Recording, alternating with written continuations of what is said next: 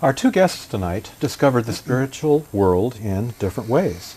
Alan Ross Hugenot, in 1970, was studying for his doctorate in engineering when he had a terrible motorcycle accident which left him out of body and with the light. And from that experience, he learned that consciousness needs to be integrated into our present-day understanding of physics in order for it to really work. And in the past 40 years, he's been doing research about this subject and has put his findings in his book, The Death Experience. Our other guest, Fakir Musafar, lived in South Dakota where he was bored to death. And to deal with the ennui, he remembered that certain tribes, I think in Alaska or whatever it was, would bind themselves and would have unusual experiences that way. So he kind of wearied himself and lashed him to the coal bin wall in his basement while his parents were away, and he had an out-of-body experience from that. And that led him to investigate the spiritual practices of the Indians surrounding his place in South Dakota. He practiced those rituals, got in touch with the spirit that way, and eventually became the father of the modern primitive movement, in which he teaches people to access the spirit through the body. So, Alan and Fakir, welcome to the show. Glad to be here. Yeah. Grateful to be here. Yeah. So, you were, Fakir, you were excited that when you heard that we were going to be talking with Alan because you felt that you were dealing with a kindred spirit. Absolutely, Mel. Yeah. I saw the interview and I wasn't into it more than 4 or 5 minutes, and I said, my God, he's talking about the same way that I've been talking for the last 20 years. Uh-huh. And it seems like we both discovered what the essence of life is, what it really is. Uh-huh. You know, it's like my guru over here. I felt that it took him a long time to come around because he sat for 7 years out in the desert asking, who am I? And I think he was asking the wrong question. It dawned on me he should be saying, what am I? And he was a little baffled by my experimentation because I was taking a different tack than he was. He was following a traditional path from the East. And I took a different path, and mine mainly came because I had this background, you know, with the Native Americans. And he had a totally different view of what we are, why we're here, what our bodies are, and what we really are. Right. Okay, let's start, Alan, with your experience, since, Fakir, you were so excited when you heard about what he went through. So briefly, would you tell us what you experienced in 1970 during the accident? Okay, I had a motorcycle wreck and I went to the hospital, and about 3 hours after I was in the hospital, my brain began to swell, and I went unconscious and went into a coma, and I went to the other side, had a very typical near-death experience if you've read anything about them. I describe that in the book, and it's kind of a long story, and I don't want to go too long about it now, but I went and met with the light, and the light said, it's not time for you to be here yet, you've got to go back. And so I came back, and that's a real short description of it, but very much when I was on that side, the one important thing is I felt that I was part of the light, and that I'd known the light for a very long time, and I felt totally loved. Can't wait to go back. What do you mean by a very long time? Time over there doesn't exist like it does here if you think of time in a circle. The future, the past, the present are all at the same time. And I felt like I was a part of the light, and we were old souls together. We'd been around just a long time. If you, over there we don't have time. So to say it's a long time, eons, since the beginning. But it was kind of a reconnection. Reconnection. I'd known the light before. And so I was just back visiting again. Right. It was like a reunion. Yeah. Now, Fakir, you've had several experiences, so pick one that resonates the most. Well, that's hard to do because I've had 3, and each one was progressively more understanding of who I was and what what this is all about. So I think Alan can connect with... the first one I was 17 years old. And like you said, I was bored to tears, and I was willing to try anything to try to experience anything that you weren't able to experience. So I lashed myself. I read about the shaman in Alaska, and I knew about the vision pit amongst the natives where I lived. So I figured I'll duplicate this, even if it means death. I was really all out. And I had a out-of-body experience, lashed against the wall, where I went numb, starting with my extremities. And it wasn't from the ropes that I had bound myself with. It was like, literally, later I found just the pulling out of my body of another body. Mm-hmm. And in that experience, to make it short, I experienced totally lifting out of my physical body. And at last, there was only one little point of light left in the center of my head. And it was like you throw a light switch off and went click. And then I was conscious, but I didn't know if I was alive or dead. But I thought, well, if I'm thinking I'm alive or dead, I got to be alive, because you can't think when you're dead. See, this was the way I was trained. We are all trained that way.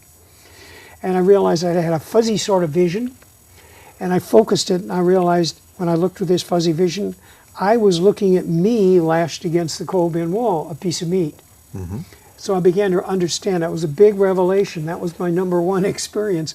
I'm not my body, I just live in it. It's a vehicle that I drive. It's something I live in. It's something I created. Now, I had a more subtle kind of body in that experience.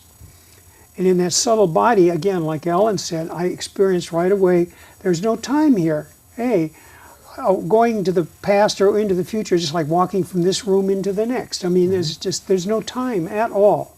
Mm-hmm. So you were out of your body looking at it. Yes. And you were out of your body also. The standard view is that the brain produces consciousness, and when it flatlines, or dies, then consciousness goes Sure. with it. So how is it possible to be out of your body looking at it? More and more people are experiencing this, and it challenges the prevailing view that consciousness is produced by the brain. This is equal, in my opinion, to people discovering that the Earth is it's not flat. It's round, and that we're part of a huge universe. So would you talk about the repercussions I'd like of this? to say something about that. Yeah. Look, it was very obvious to me. I don't know why, but from very early in life, everybody is so focused on the brain and the functions of the brain, which is fine. But if you get into electronics, you realize the brain is more or less like a server in a server farm. It's an interface between something here and something there. And you don't even need a physical connection between the two. Your consciousness is not your brain. It just goes boom through your brain. So if you have a stroke or something, one of those plugs gets pulled out, disconnected. Mm-hmm. And so part of you doesn't work. Yeah. And so, this is the understanding that I think I've met some medical people who are now starting to understand this. The brain is not the seat of everything. The brain is just a very important interface between the real you and your body. Another way to say that, because we're in the TV world here, is the brain is a TV set, and the consciousness is the signal that it interprets for you. Very good. And if the tube breaks, well, then the brain doesn't work. The TV set doesn't work when the tube blows. No pictures. Okay? No pictures. But the consciousness, there's many, many channels out there that are bigger than the TV set. You're on one channel at a time. Okay? And that's consciousness, which is outside of it. So where does consciousness come from? Where does it originate? Good question. Flatland is a book written in 1884. Flatland. And the guy, I forgot his name now, but he describes a two-dimensional world, and the two-dimensional world is trying to understand our three-dimensional world. Well, we live here in 3 dimensions, and he illustrates how hard it is for the two-dimensional people to see 3 dimensions. We live in 3 dimensions, and what we're talking about is a 4th, 5th, 6th dimension. With quantum physics, string theory, and M theory will give you 8 additional dimensions in addition to the 3 that we have. And all of the spiritual traditions in the world give you 7 levels out there, and then God on top of that, which would be the 8th or the M theory level. Right. And so we're talking about a different dimension that's not included in our Newtonian physics box. And we have to think outside the box, and we can't use our principles of Newtonian physics to think outside the box because those dimensions don't match our system of 3D. Right. I remember I asked Houston Smith, if the brain flatlines, then where does the near-death experience take place? And he cited Aldous Huxley's idea that the brain and the nervous system are a reducing valve. In other words, we are originally omniscient, and that in order to function in a 3-dimensional world, the brain and nervous system kind of has to reduce what we were originally aware of so that we can function here. But that means that we're connected with omniscience. Yes, we are. But when we come back into the body, we lose some of that consciousness. And I saw sparklers, PH Atwater saw sparklers. When we come back into the body, it just fries. All of that extra consciousness just What's going on out there is annihilates. gigabytes. What's going on down here is megabytes. It's Right. Right. big difference, a big jump So in information. here. We're in this Ability. intense body that he's talking about, and it's you have to get out of the pain to get out of the body. The body is a painful thing, and we're restricted by it. And to get out of body, then we connect with consciousness on the other side. Right. Now, Fakir, you had another experience. I think the Okipa. You Yes. pierced your chest. in the style of the Mandan Indian Okipa ceremony, which is an initiation, was brought supposedly from a mountain by a man who had blue eyes and was white. This is the Mandan legend. Very curious. Yeah. Now, you were hoisted up into a tree with these hooks so that you were off the ground hanging, and you communicated with a spirit or a light that told you something. Yeah, Tell I us- drifted out of my body. The sensation was so intense in spite of all the training I had gone through previous years to do these things. It was so intense, there was only one where to go, and that was to leave the body. That's what some of these rituals are all about. It's to make something so intense or so unbearable or so overpowering on the physical level that you have to jump into another level, which I did. So I drifted up, and I saw a white light. And I felt this great love for me. Oh, it was wonderful. I've never felt love like that in the world. And the light spoke to me telepathically and said, I'm you, and you're me, and I'm as close to God as you're ever going to be. And I said, do you always look like a white light? And the light spoke back and says, no, I look like what you think I'm going to look like. I says, oh, okay. So we had a long telepathic conversation, and from that, I have gotten a big understanding of what I am. I found out that I am consciousness, that I am God creature in that consciousness, and the light also told me that there's one of these for every living creature, even animals. There's a light that gives you energy, that animates the body. You take that light away, you disconnect that energy, boom, you're dead meat, and you rot. I mean, you have to be animated, and this animates me and you and everybody else and everything that's alive and moves around. Even the rocks and the trees, according to my Native American friends. You pull the spirit out and the rock will crumble into dust. Alan, when you heard what Fakir had to say, that really resonated with you and your views about quantum physics. Tell us about that.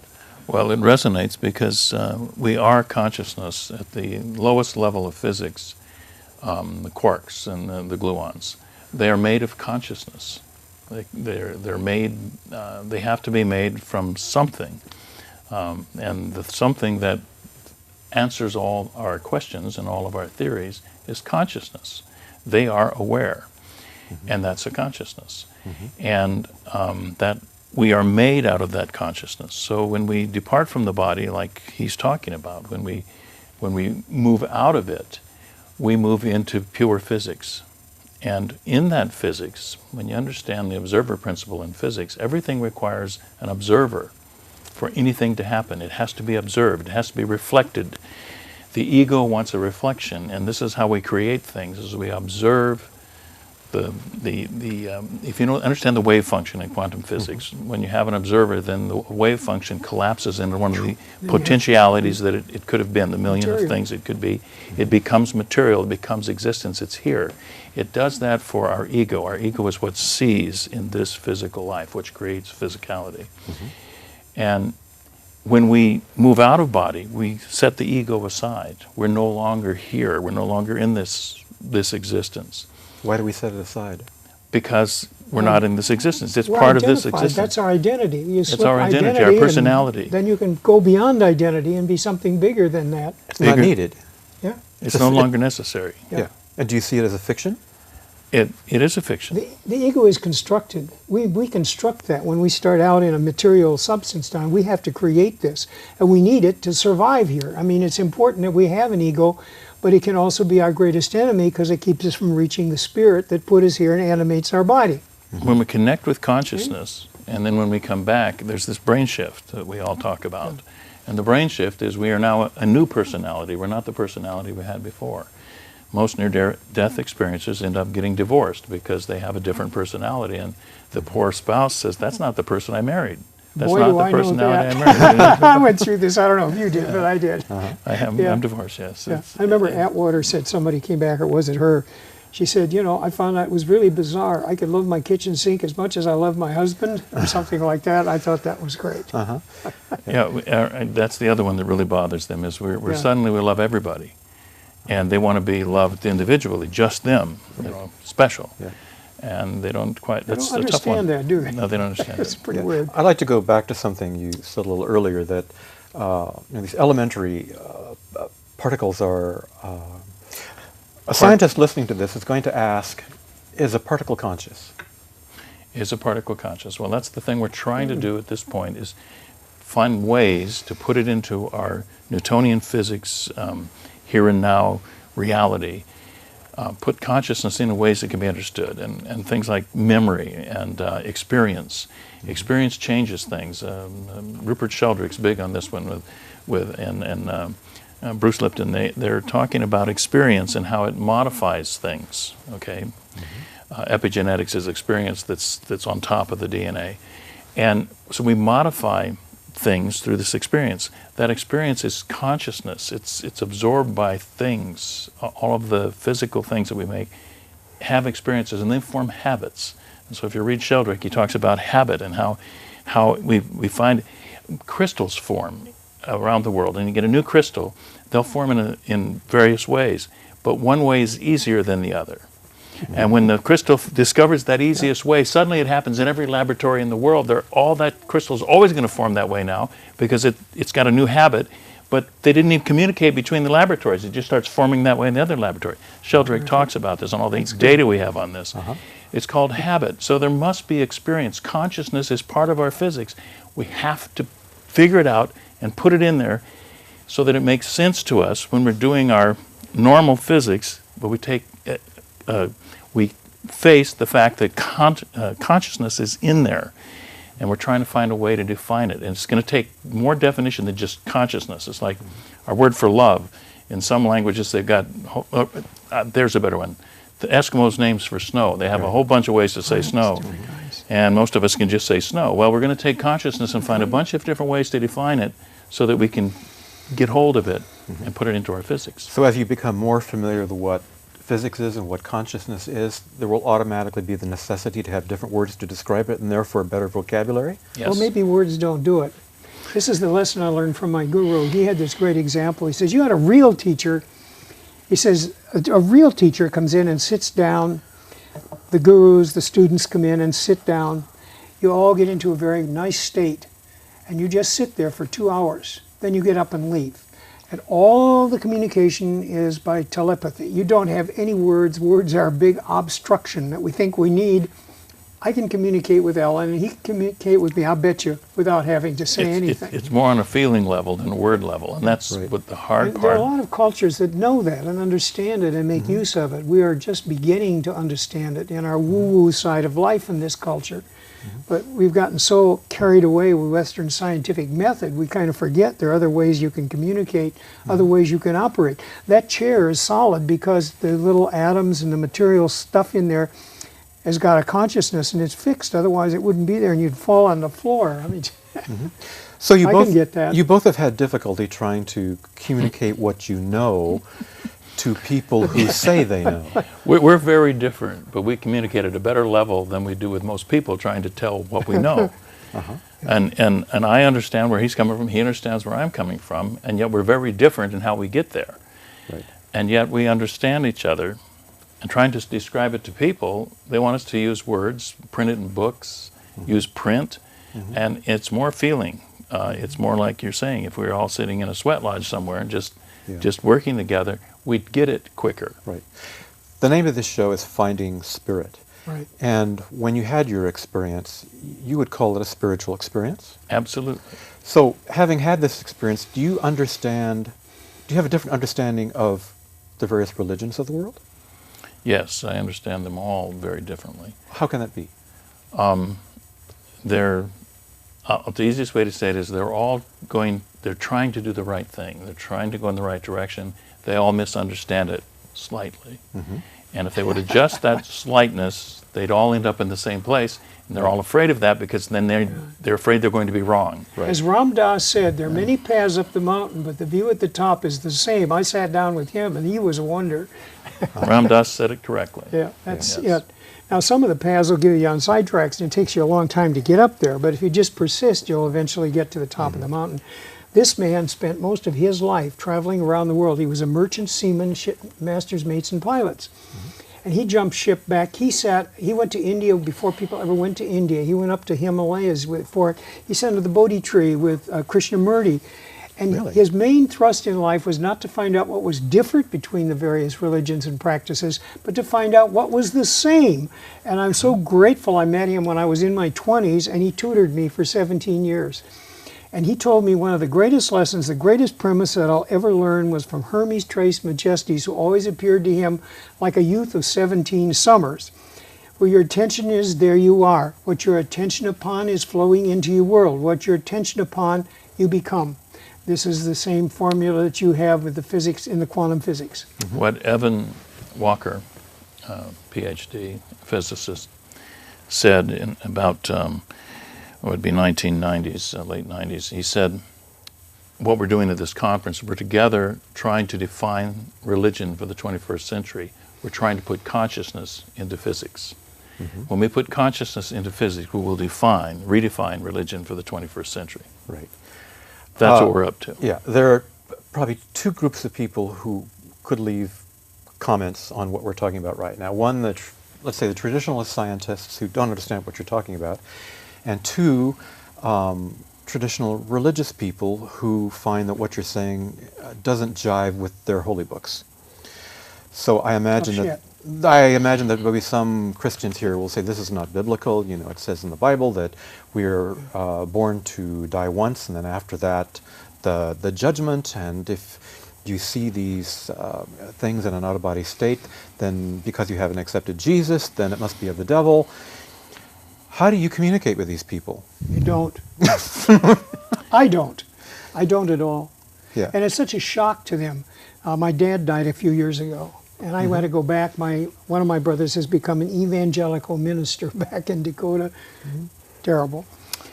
And he died a kind of a painful death, and my brother bought the cheapest coffin he could buy with some friend that was the undertaker that did a very poor job.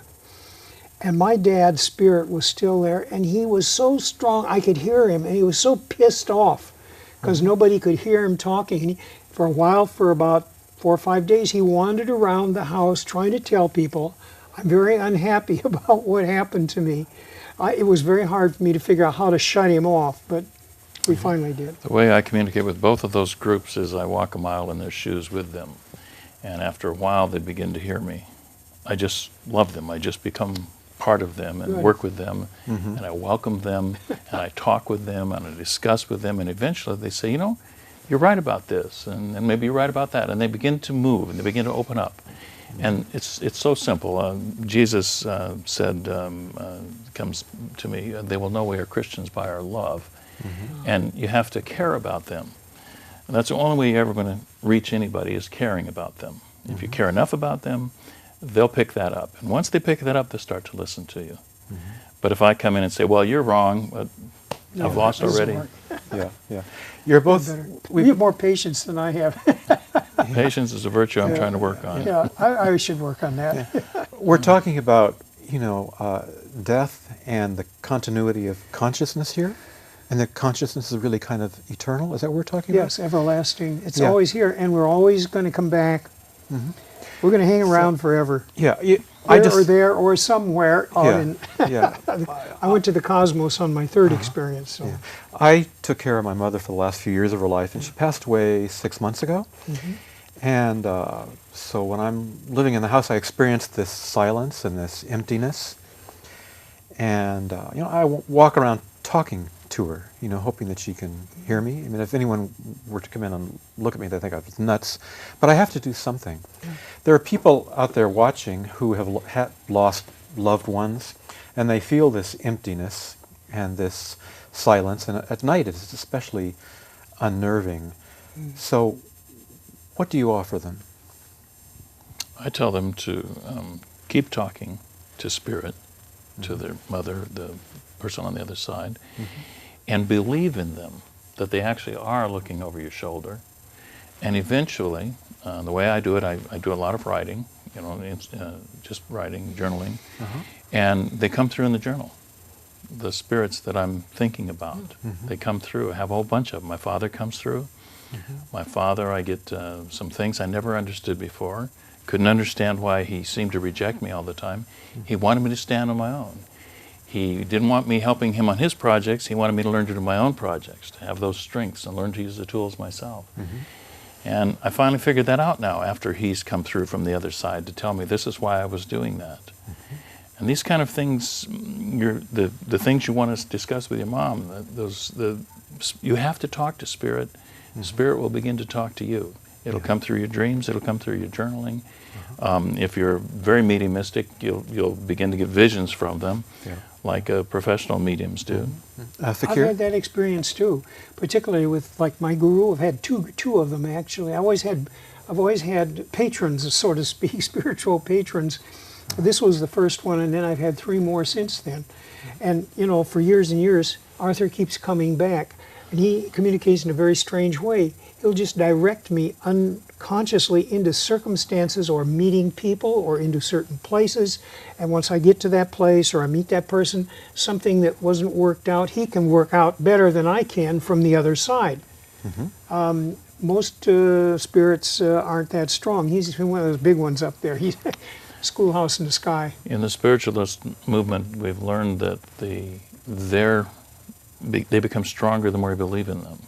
The spirits become stronger? The spirits become stronger. They are in spirit. We are in physical. We have physical power. They do not. The more we believe in them, the more they can draw power from us and use it to do things, like you said. But you have to, it's all belief. And if you never talk to them and you never recognize that they're there, sitting right next to you, your mom's sitting there at home with you every night that you feel lonely, she's really there. If you recognize her, she becomes more powerful. And Fakir? They can help us? Spirits? Yes, I've had this help for years, for like, I guess, 40 or 50 years, from one or the other. I had another one, what I'm doing right now, this whole enterprise, which is like worldwide and very large. Fakir Intensives was really triggered by another man, Richard Symington, a multimillionaire in Los Angeles, who went by the pseudonym of Doug Malloy. He's really the grandfather of the modern body piercing movement. There was no body piercing in this culture. And through his help and his help on this physical plane for just 7 years, and he passed on quickly and strangely, he got this whole movement started through a bunch of people. He drew us together when he was still in the body. When I first met him, he said, look, I have a little man who's guided me all my life. He was a millionaire by the time he was 25. He came from dirt poverty. And he had a spirit helping him. Said, you go to this room and you see this guy. You go to this school and you learn this. He became an audio engineer. He was one of the first person to get an MPEX recorder. I worked for MPEX and met him once, not even knowing it. Fakir, Alan, we've come to the end. Come to the end here, and I feel we're just beginning. Maybe we can continue. Maybe we can continue, because we could. That would be one thing I want to say is, you see how different we are. We come from a total different place. We have the same truth that we're trying to tell everybody. So with that in mind, they've had the same experience, different backgrounds, but they both realize that consciousness is eternal, and as time goes on, this fact is going to become more and more obvious. So with that, I'd like to leave the audience with consciousness is eternal. Mull it over. As time goes on, I think that will become more clear. So thank you so much for watching, and Alan and Fakir, thank you so much for being here. Thank you. Thank you for having us. Thank you.